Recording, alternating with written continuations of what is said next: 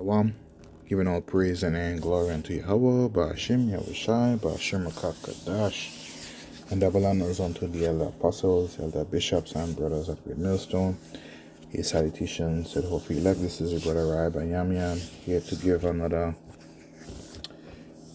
quick update, truth lesson on Babylon, right, under Nero Trump, sending troops, right, to further dismantle Iran's uranium program, even though he said last June that you know they were destroyed in those attacks in last year's June attacks. I had this expert that was being interviewed where he was going into the requirements of what Babylon needs in order to get a grip, so to speak, of the enriched uranium that they have over there, right?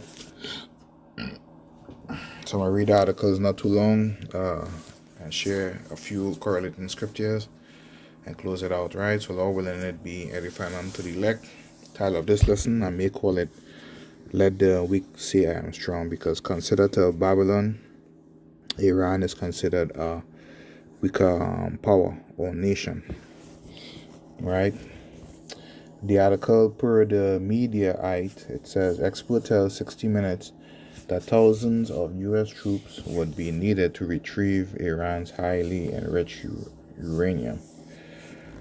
All right. Continuing on, it says, a nuclear expert told 60 Minutes on Sunday that the U.S. would need to send thousands of troops deep into Iran if it wanted to retrieve the country's stash of highly enriched uranium, HEU.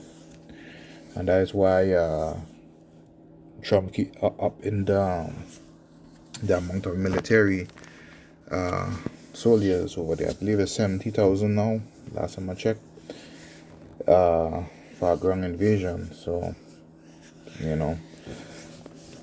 a lot of U.S. troops is going to go over there and they ain't going to come back, man. Now it says Andrew Weber, a nuclear expert who helped covertly move more than 1,300 pounds of HEU out of Kazakhstan after the fall of the Soviet Union, said the entire operation took 30 people and about 6 weeks to complete when it was transferred to Oak Ridge, Tennessee in the 1990s.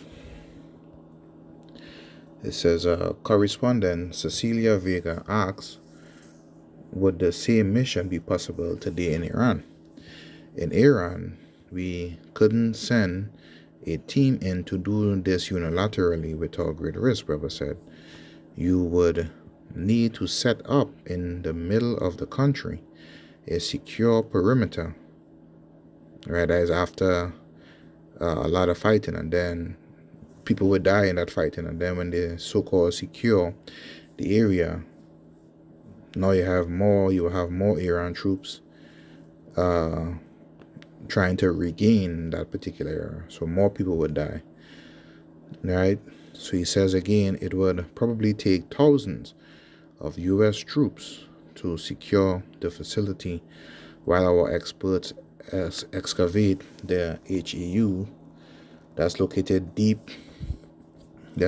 inside deep tunnels at a place called Isfahan. The Isfahan nuclear facility, located in Iran's desert, is where most of Iran's HEU is believed to be stored, right? The highly enriched uranium in scuba tank-sized containers, according to Vega. It's believed those containers are in tunnels so far below ground, America's bunker-busting bombs may not be able to reach them, Vega said.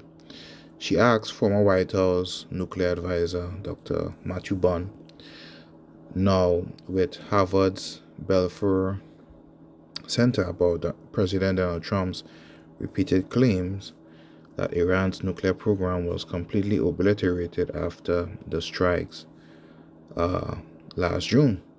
Yeah, that statement is not true, Bond said. All right. So, yeah, you see, he said that statement is not true. You can't say that a program that still has enough nuclear material for a bunch of nuclear bombs is obliterated, unfortunately. There's no doubt that the combination of strikes in June of last year and the ongoing war have seriously set back Iran's capabilities, but the remaining capabilities are substantial. You can't bomb away knowledge. Right, and this is what Babylon tried to do. You understand? He should not even be over there anyway, right? According to this nation's laws, Congress is supposed to make a declaration of what you might call it, of war, right? Congress is supposed to make a declaration of war, so he should not even be over there. So I grab Habakkuk chapter 2 and verse 5. It says, "Yea, also he transgressed by wine." This is Esau, right? He's a proud man.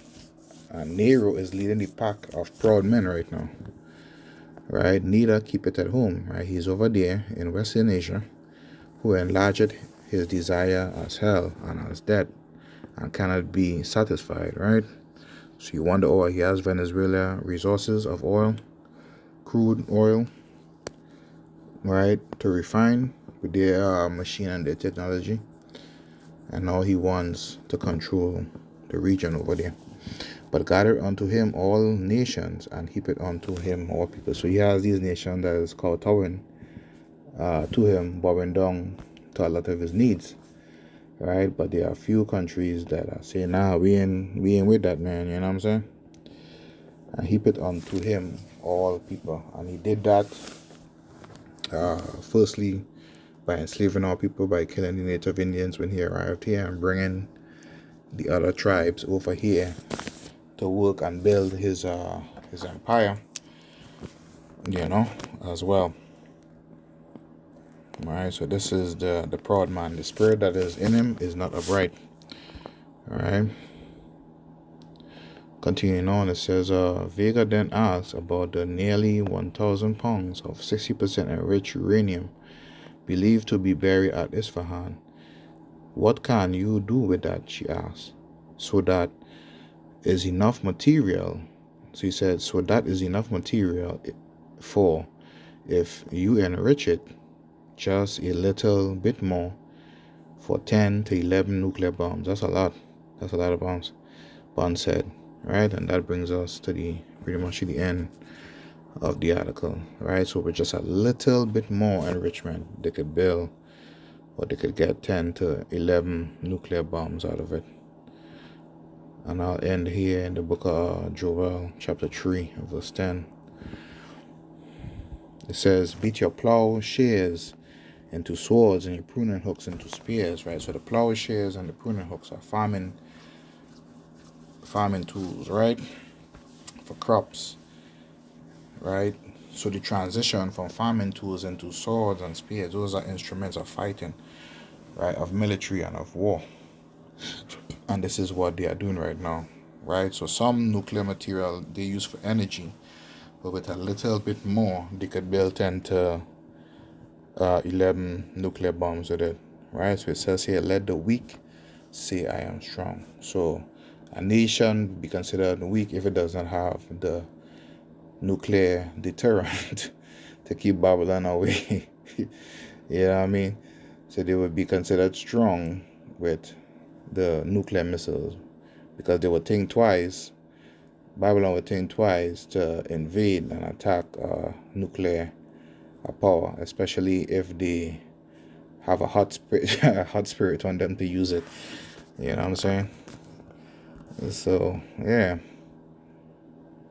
So again, it would take thousands of U.S. troops would be needed to retrieve Iranians' highly enriched uranium. So expect this summer to be a hot summer of fighting. You understand? So take your mind off, going on vacations and stuff like that, and focus on repenting and having a good relationship with Yahweh Hashem Yahushai. This way he would be pleased with you when all hell break loose and grant you mercy in these last days. Alright, so this is just a quick update I want to share with the fam, with the hopefully elect.